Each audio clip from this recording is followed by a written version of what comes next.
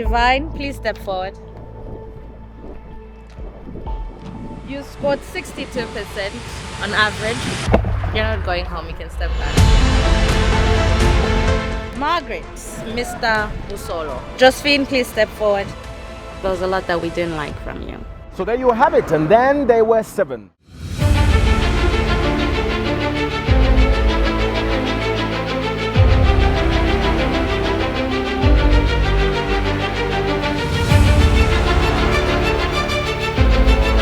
But unfortunately, we still have to trim the numbers down.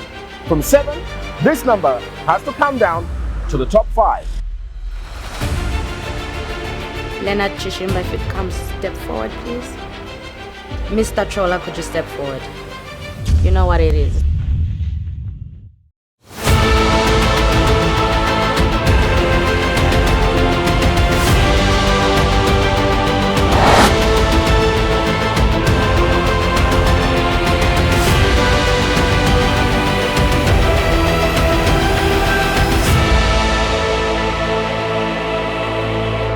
Hello and welcome to episode 3 of season 3 of The People's Budget. Today is all about the number 3 because at the end of this episode, 3 people will remain. So far, 5 different contestants have been eliminated, with 2 being from the last episode. My name is Dingendaba Jonah Buyoya, and I'm your host on this edition of The People's Budget.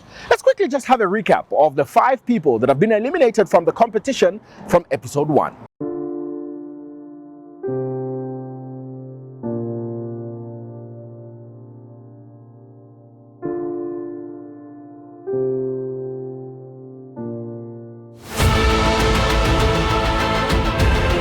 To arrive at 5 in the last episode of The People's Budget, the contestants were tasked to create a tobacco taxation related budget. They all had the opportunity to make a presentation, and 2 of them unfortunately were eliminated. But this brings us to where we are, where there are 5 of them. And this time around, they must create a budget which will look at the state of the Zambian economy. They go through a training that explains the state of the Zambian economy at the moment and how best they can address some of the challenges that the Zambian people are facing. So, the contestants, one more time, get an opportunity to interact with experts who train them thoroughly on what they should expect from them and how best to tackle some of Zambia's biggest issues. What they need to understand now is the state of Zambia's economy. And here is part of their rigorous training.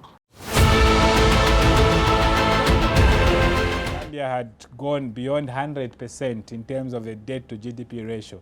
That is quite worrying. And the recommended threshold now, I think, is around 65% in the new act that we have, effected, the Public Debt Management Act. So it now stipulates the threshold where you are not supposed to exceed in terms of how much you borrow.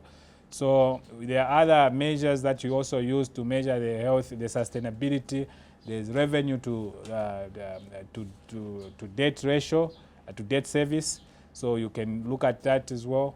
Very important to know how much revenue you are collecting and how much is going towards, debt service. We need to see more, of course, of revenue being, taken from the domestic economy.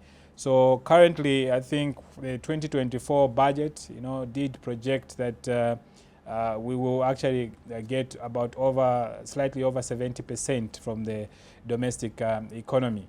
And of course, the other sources of budget financing have been debt as well as grants and aid. So you need to also highlight when you're presenting a budget, what percentage is coming from domestic resources or domestic revenue, and also what percentage is coming from grants, what percentage is coming from debt. And we also need to ensure that the social sector is taken care of. We cannot talk about an economy that is all, market driven. Yes, we are a market driven economy, but when you are looking at development in general, there are certain sectors that we do not have to consider, the aspect of markets. But the government comes in, the social sector, You need to support the hospital, the education, and the likes. So that is also an investment, because if you look at it from an economic sense, you are investing in the health sector when you are providing free health services. You are also investing in the education sector when you are also providing free education. For revenue purposes, the mining sector has remained the hub of revenue source for the Zambian budget. We know that currently we are still trying to ensure that there is some restructuring in the mining sector in terms of the tax regime and everything. But I think it is key that we see what you're going to put forward as policies that can enhance domestic revenue collection. You must be very precise about the taxes, the type of taxes, whether it could be whether you are comfortable with what is happening and in terms of taxes, and also you must be very precise on what measures you are putting in to ensure that you attract investment in the sector, as well as attend to the general cry around value addition. Yes, I think we need to see that coming forth in the budget that you are presenting. Ensure that the budget is supporting growth. So, and of course, when you restructure the debt, the budget should have an allocation for debt servicing. So this is very critical, and even as we will be talking about the 2025 budget, we still see this being paramount, in terms of how the government is going to respond to the need for debt service, because it has restructured most of its debt, and also respond to the drought crisis that has also disturbed food security, and also induced an energy crisis. So we need to see that coming forth. The transport sector still remains critical, because you are at the center as a land-linked country.